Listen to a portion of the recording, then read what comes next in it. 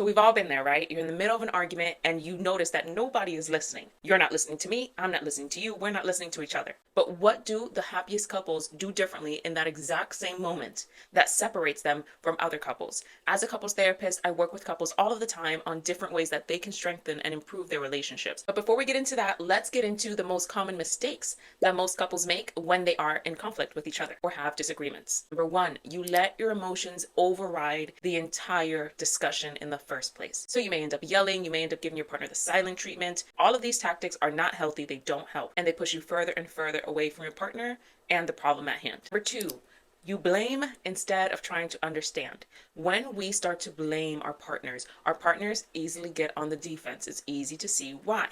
However, when you come from a place of trying to understand your partner, then they can feel seen and heard. And that is the first step. And third, the focus is on winning the argument instead of solving the problem. Does this sound familiar?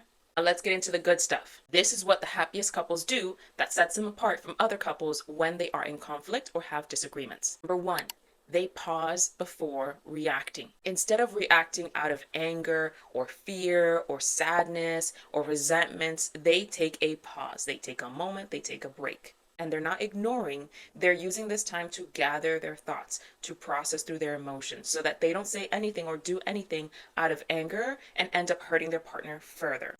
Couples that take a break, take a pause, take a beat before responding out of anger. So you can feel the anger coming up. You can feel the hurt, the sadness, the pain coming up. But what is it that your behavior follows up with afterwards? Are you still considering your partner, or are you completely ignoring them and only focusing on the emotions that are coming up for you? Now, I understand pain and I understand hurt, and most of you watching this understand it in depth. However, when you look at the person that you've chosen to be with, you've chosen to walk through life with, do you have enough grace and love within the relationship to say, I'm going to put my feelings aside, and instead of allowing my feelings to bubble up inside of me and lash out on you, I'm going to allow my feelings to come up, acknowledge them, and tell you, hey, I need a moment. I don't want to say or do anything out of anger. I love you too much for that. I respect you too much for that. Let me process what I've got going on, and I promise we will come back together tomorrow. Or I promise we will come back together and talk about it in a few hours. I just do not want to say anything or do anything to hurt you right now. That's what I mean. And it is not easy to do this.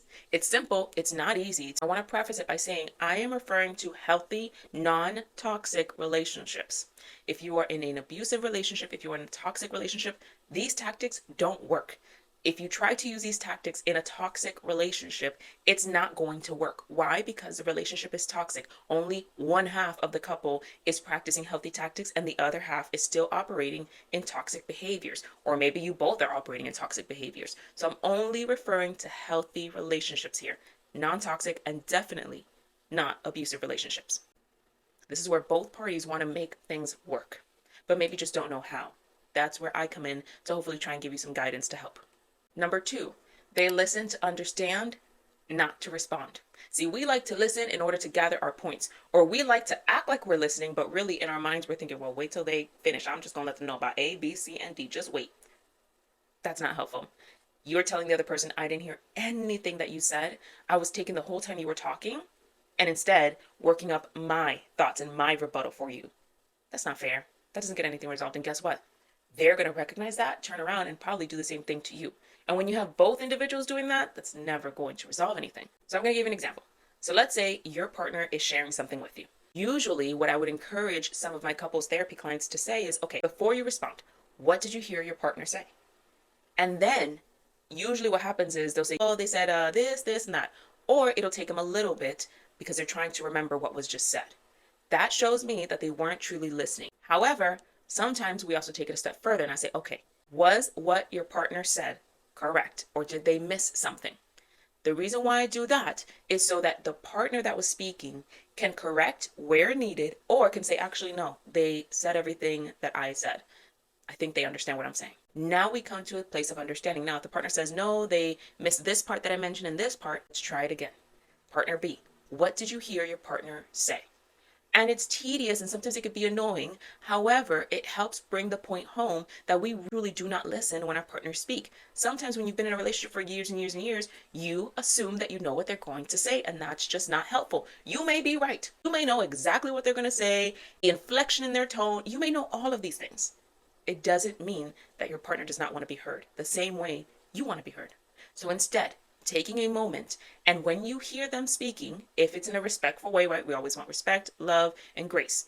However, when you hear them share something with you, I want you to take a moment and say, okay, this is what I heard you say. I heard you say this, and that. Is that true? Yes, it's what I said. Or yes, it's what I said, but you also forgot this. I understand. You're saying A, B, C, and D. Is that correct? Yes, that's correct. Now you can respond. And again, when you respond, your partner is encouraged to do the same thing. This is what I heard you say, and so on and so forth. Although it's going to feel very foreign and very weird and a little bit strange, it's going to help bring the point home that you matter enough to me as my partner that I've chosen to be with and build a relationship with in order for me to listen to what you're saying and make sure I actually understand what you're saying before I even respond. Because by the time I respond, I know your responsibility is to then tell me that you heard me out too. And it creates an even playing field. This is what you can go through when your feelings are hurt, when your partner has done something that you don't agree with, when you're processing through something that's happened outside of your relationship. This is going to be so powerful. And if I could stop the video here, and that would be the only thing I leave you with, you would be fine. Because in any relationship, you can take this within your family relationships, again, non-toxic friendships, right? This can help. Because again, the goal is the person feels heard, truly heard and understood.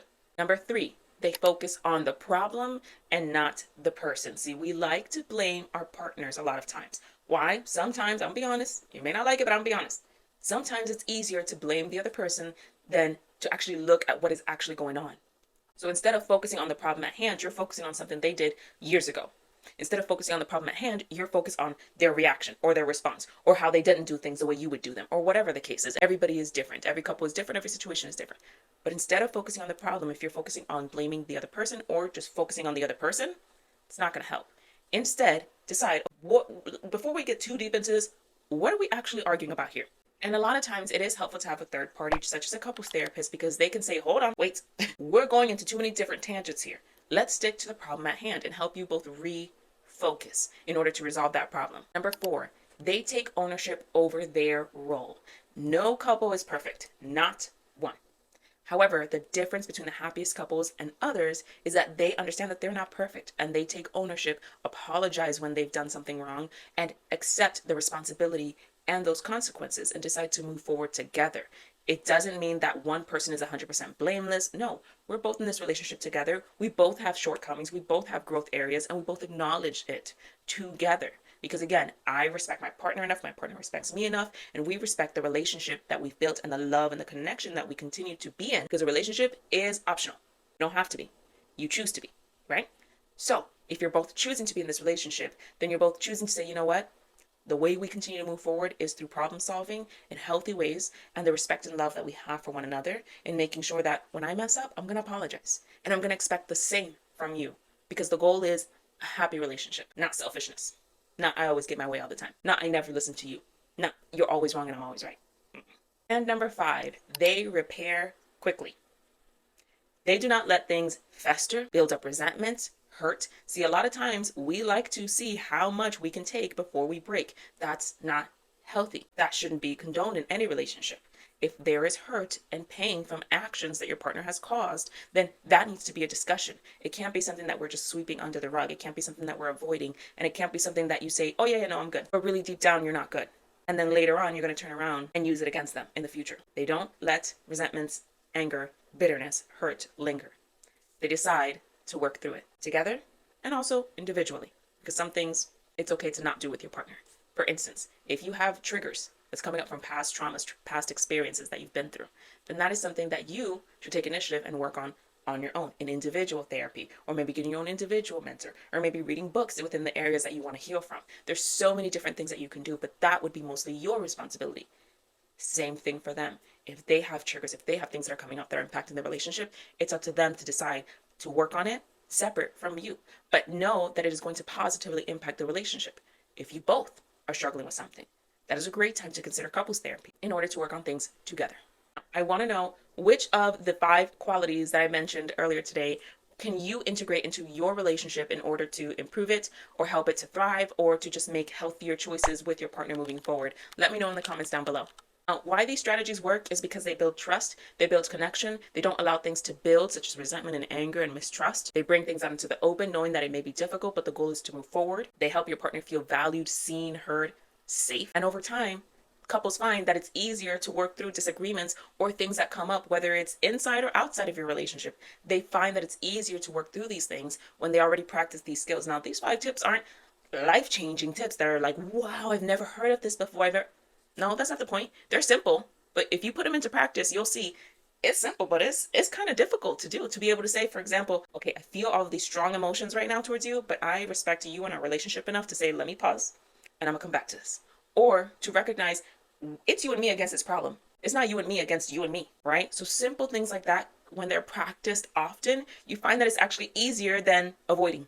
You find that it's easier than blowing up and saying and doing hurtful things that your partner now has to work through and you have to work through and apologize as well. So I'm curious to know if you're comfortable. Let me know in the comments down below. What is one tip that you're going to take with you in your relationship to help? And also, if you have any other tips that have been really, really helpful for you in your relationships, leave them down below. Encourage one another, motivate one another. And if you have any video requests for me, let me know as well. If you've learned something new today, consider subscribing, liking, and I'll catch you in the next video.